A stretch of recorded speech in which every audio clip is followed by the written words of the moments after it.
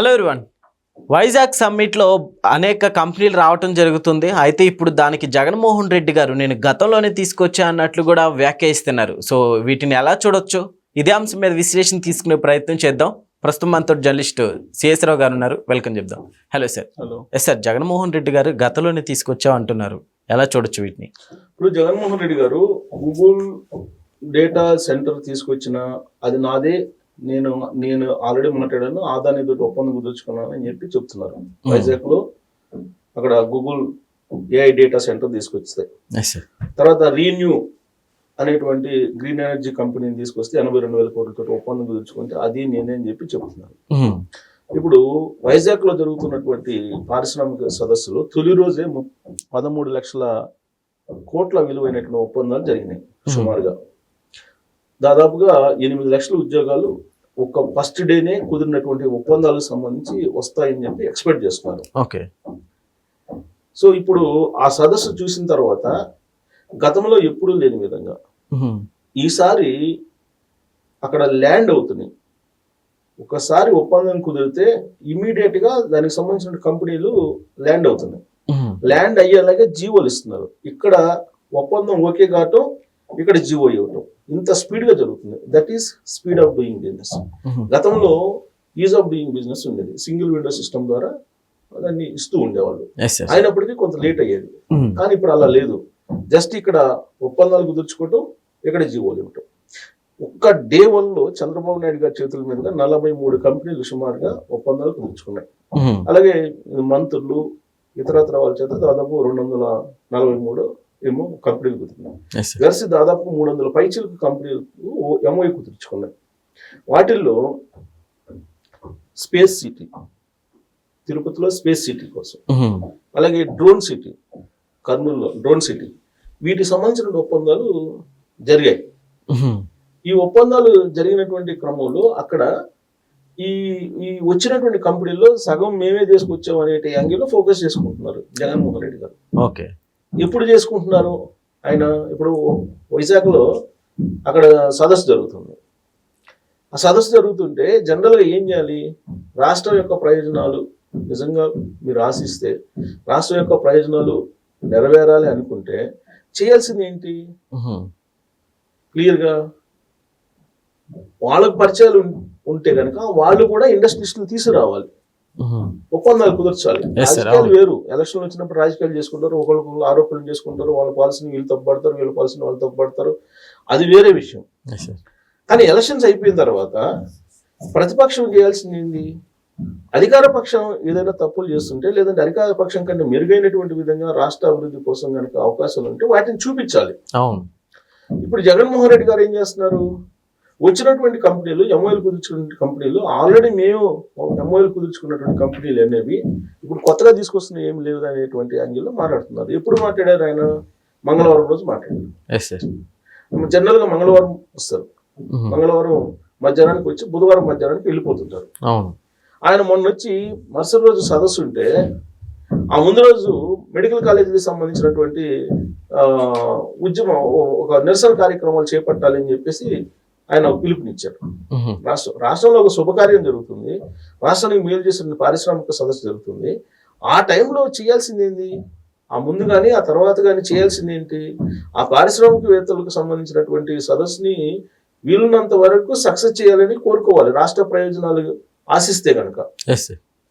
కానీ మెడికల్ కాలేజీలు నేను 17 కట్టించాను, నేను కట్టించినటువంటి 17 కాలేజీలు అక్కడ ఉన్నాయి, వాటిని చంద్రబాబు నాయుడు గారు వచ్చి వాళ్ళ సొంత మనుషులకి ఇచ్చేసాడు, వేలం వేసేసి అని యాంగిల్లో ఆయన ప్రచారం చేయడం మొదలుపెట్టారు.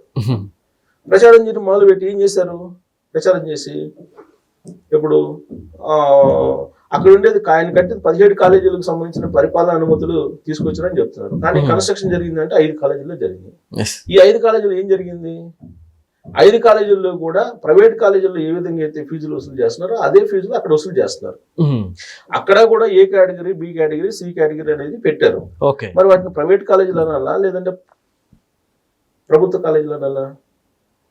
ఇప్పుడు ప్రైవేట్ కాలేజీలో ఏ విధంగా అయితే ఫీజులు ఉన్నాయో అదే ఫీజులు ఇక్కడ ఉన్నప్పుడు వీటిని కూడా ప్రభుత్వ ఆధ్వర్యంలో ఉన్నప్పటికీ ప్రైవేట్ ఫీజులు వసూలు చేస్తున్నారు కదా మీరు. మరి అన్నప్పుడు పేదలకు అందుబాటులో నేను మెడికల్ కాలేజీలు తీసుకొచ్చాను, చంద్రబాబు నాయుడు గారు పీపీపీ మోడ్లో అందరికి ఇచ్చేశారు అని అంటే మరి ఏంటి తేడా ఏంటి? ఇప్పుడు జగన్మోహన్ రెడ్డి గారు ఇచ్చిన దానికన్నా చంద్రబాబు నాయుడు గారు ఇచ్చిన దానికి, చంద్రబాబు నాయుడు గారు ఇంకా పైసా ఖర్చు లేకుండా పీపీపీ మోడ్లో ప్రైవేట్ వాళ్ళ చేత కట్టిస్తున్నారు, 50% సీట్లు తీసుకుంటున్నారు గవర్నమెంట్ కి. జగన్మోహన్ రెడ్డి గారు ఏం చేస్తున్నారు? గవర్నమెంట్ చేత కట్టించి, గవర్నమెంట్ డబ్బులతో కట్టించి 50% అమ్ముకుంటున్నారు సీట్లు, 50% గవర్నమెంట్ కోటా కింద ఇస్తున్నారు.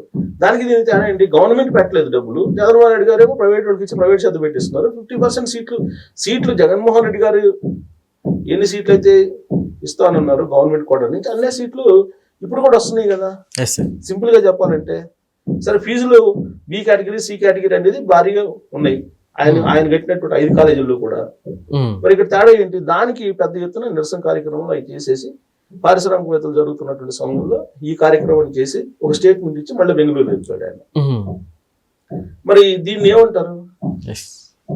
జగన్మోహన్ రెడ్డి గారు ఇప్పుడు ఏ కంపెనీ వచ్చినా, ఇప్పుడు మనం రీసెంట్ గా టిట్కో ఇళ్ళు ఉన్నాయి, టిట్కో ఇళ్ళకి సంబంధించి పెద్ద ఎత్తున ఇప్పుడు చంద్రబాబు గారు పూర్తి చేశారు. పూర్తి చేసేసి వాటిని రేపు జనవరిలోనే పంచబోతున్నారు, ఇవ్వబోతున్నారు. ఈ నెలలో కొన్ని, వచ్చే నెలలో కొన్ని, తర్వాత నెలలో కొన్ని డిస్ట్రిబ్యూట్ చేయబోతున్నారు. ఇలాంటి పరిస్థితుల్లో ఏమంటున్నారు ఆయన? ఇవి నేనే కట్టాను, నేను కట్టినట్టుకి చంద్రబాబు నాయుడు గారు ఓపెనింగ్ చేస్తున్నారు అని అంటున్నారు.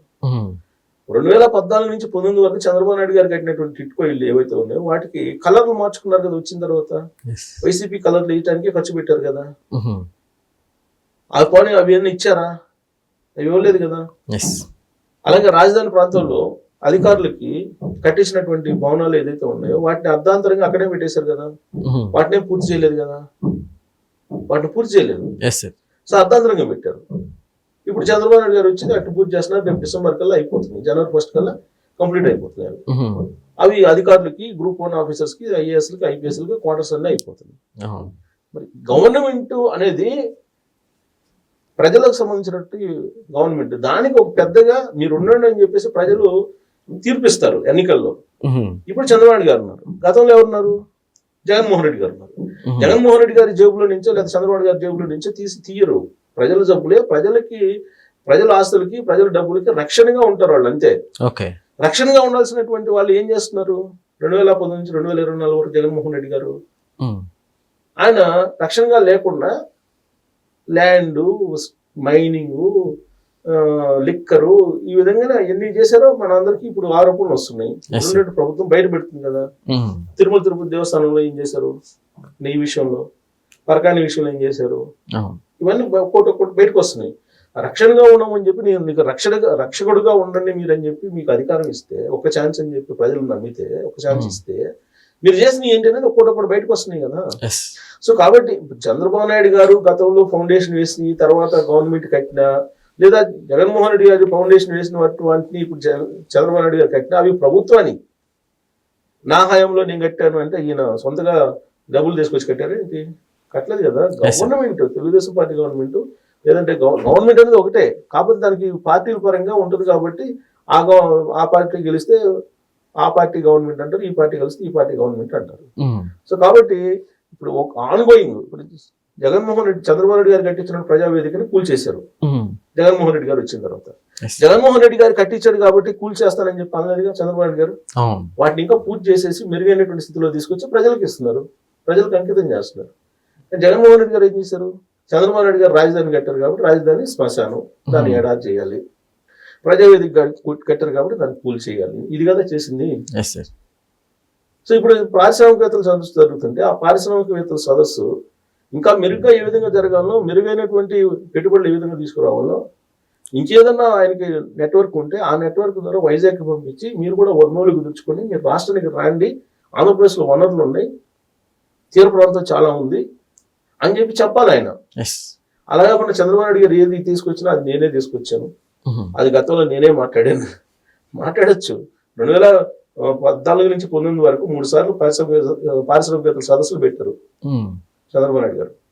దాంట్లో కొన్ని ల్యాండ్ అయినాయి, కొన్ని ల్యాండ్ కాల. ల్యాండ్ కాని వాటిని ఏం చేశారు? మీరు వెనక్కి పంపించేశారు. రీన్యూ కంపెనీ ప్రతినిధి ఏం చెప్తున్నాడు, జగన్మోహన్ రెడ్డి గారి వల్ల నేను రాలేనని చెప్తున్నాడు కదా, డైరెక్ట్ గా చెప్పాడు. Yes sir.